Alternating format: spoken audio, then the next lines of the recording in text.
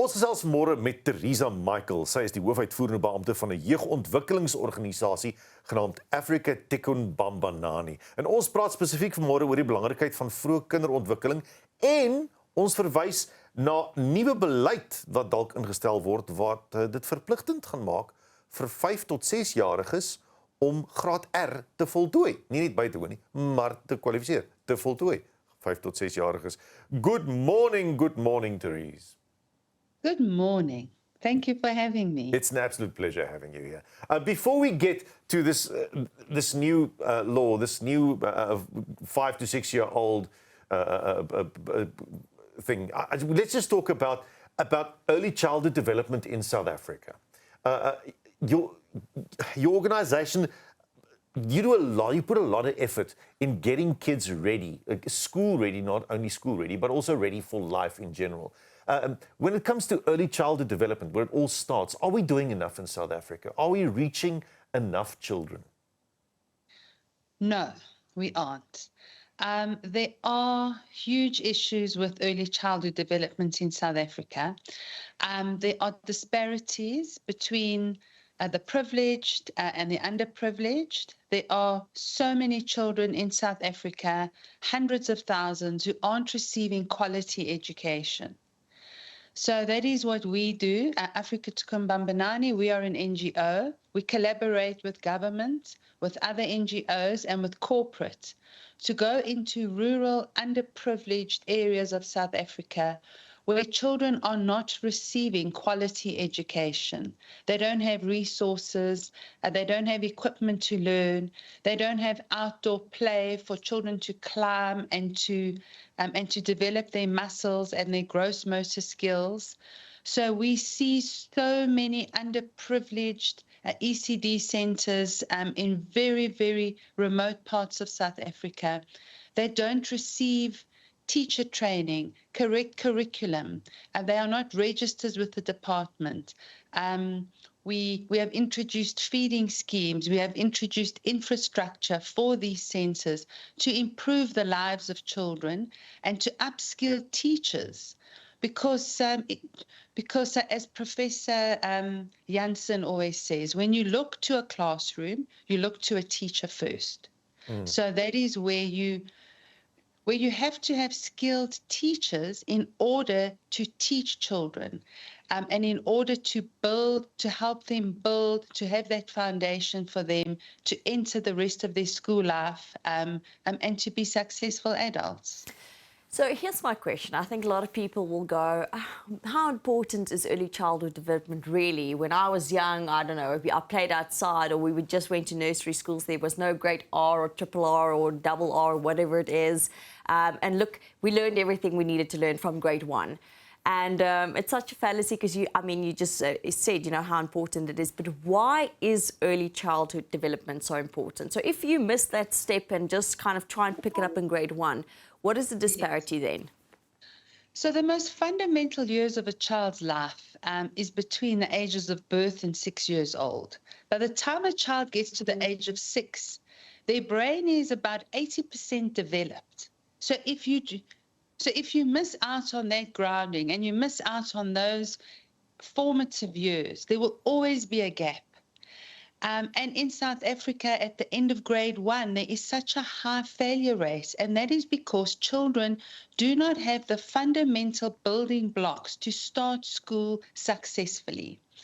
And yes, you're correct. Nursery school is a place to go and play, to go climb on trees, to play in the mud, to play in the sandpit, to paint. Absolutely. That is why South Africa's curriculum is a play-based curriculum, where children are having fun, but we have to build the foundation for them to be successful in school thereafter. So that when they get to the age of 10, we don't have the stats that we have in South Africa at present, where more than 80% of children cannot read for meaning. And why is that? Because they didn't have the fundamental building blocks to be able to start reading and counting and to recognize letters and sounds. And I read something the other day which was actually quite awakening for me, where it says how a child sees themselves at the age of 5 is how they will see themselves forever after. And it just takes one adult to believe in a child, one adult to boost that child and build them and to give them that foundation. And that will just springboard them for the rest of their learning years.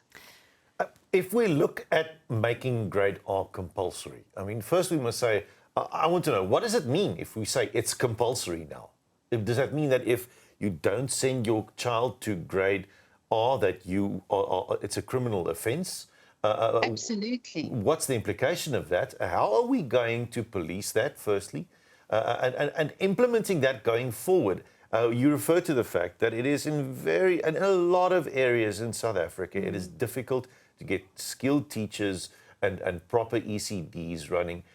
How are we going to practically implement this in those areas?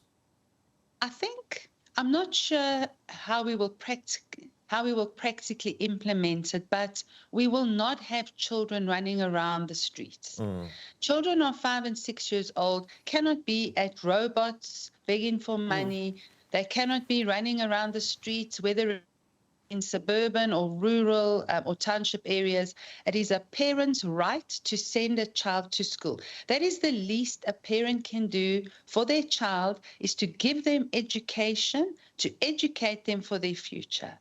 And that is going to be a law. It's a criminal offence for a parent to not send their child to school at the age of 5.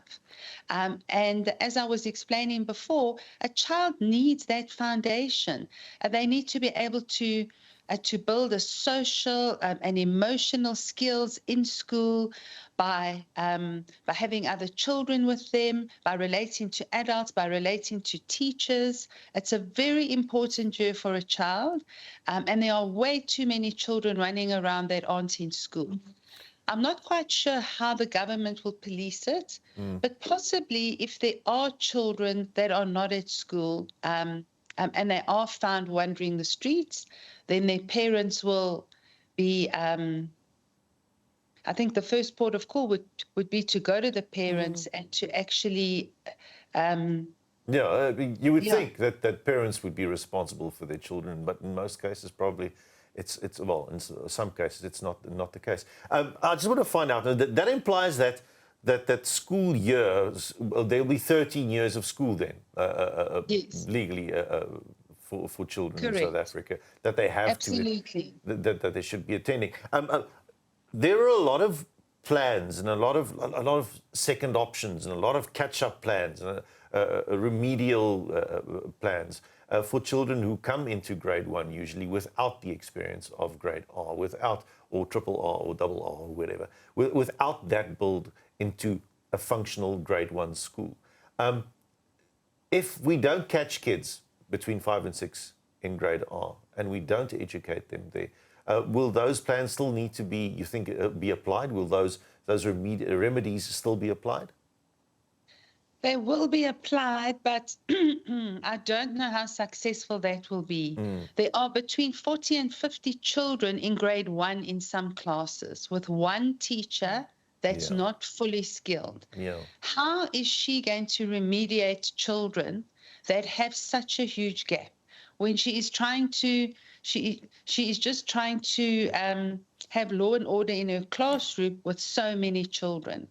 And that is why when children don't come there with the grounding and with the basics, they're just going to fall behind because that teacher's just moving ahead with the Grade 1 syllabus. There is no time for her to go back and to fill in the gaps.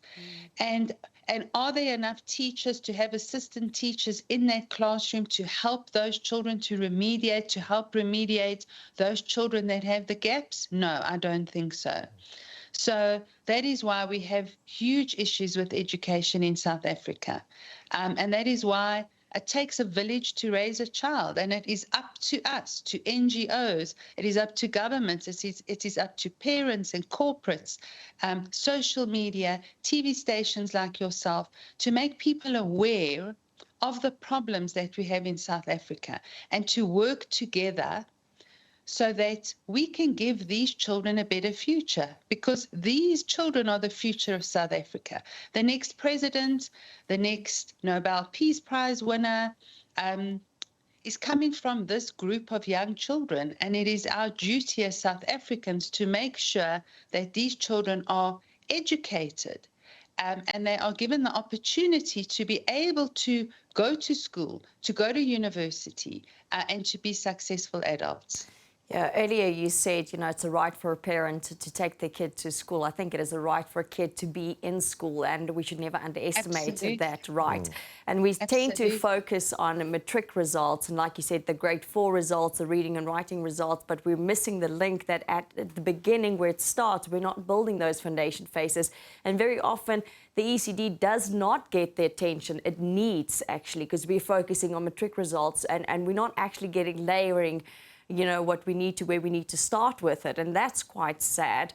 And you're quite right. The reality is that teachers sometimes standing in front of a class with 50 kids where they don't even have a pen or pencil to write with. We're first handing out things to write with for them to be able to attend the class, and then the next day there's no pencil again. And they kind of have to play catch up. And then you don't understand why we have such a high failure rate, but we're not getting the basics right. So I think it is wonderful that there are NGOs that's working really hard to develop education in our country, because it really needs development in the right places to give everyone that, I want to say, that opportunity to really live out their potential. And you guys speak a lot about making sure your educators are trained to be able to help these kids. How do you go about that?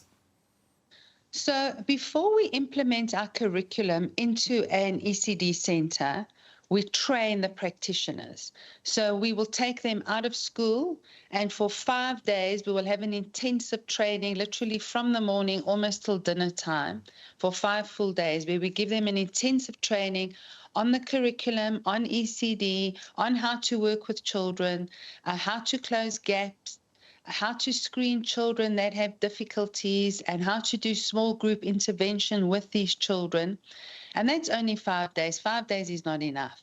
We then go into the classroom, and for the first year that we are at that school, we have our mentors and our trainers going into the schools every day, once a week. So we will do 5 or 10 schools together, and then the trainer will go to every school once a week, and they will do training in the classroom, and that is for the entire year. And then we do that for 3 years. We will then go every second week and then once a month.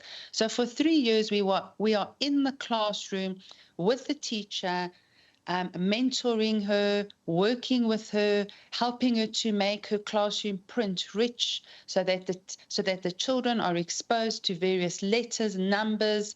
We provide posters.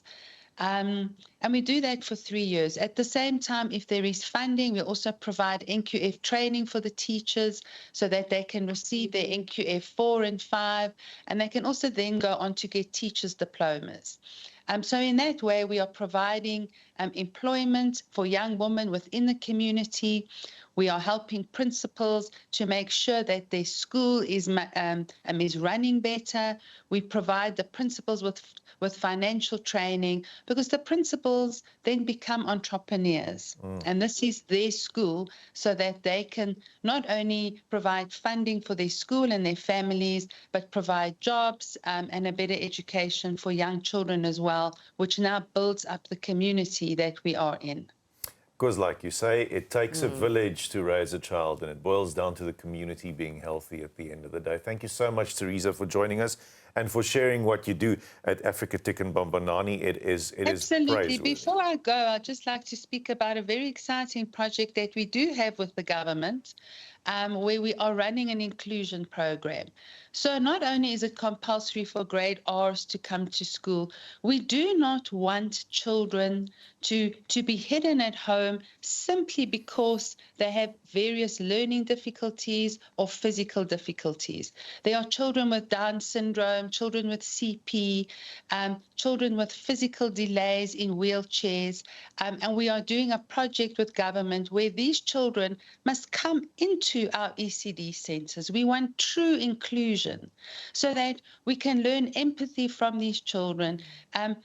children, we are all equal. Children all deserve to be loved. So we have an inclusion program. We will then have a curriculum where all children will benefit from our NGO, from the government funding, and this is something really exciting. So I hope to be on the show next year this time to explain our inclusion program to you and the successes. Thank you, Theresa. Thank you for joining us this morning. Onthou nou ja, 5 tot 6 jaar in Graad R.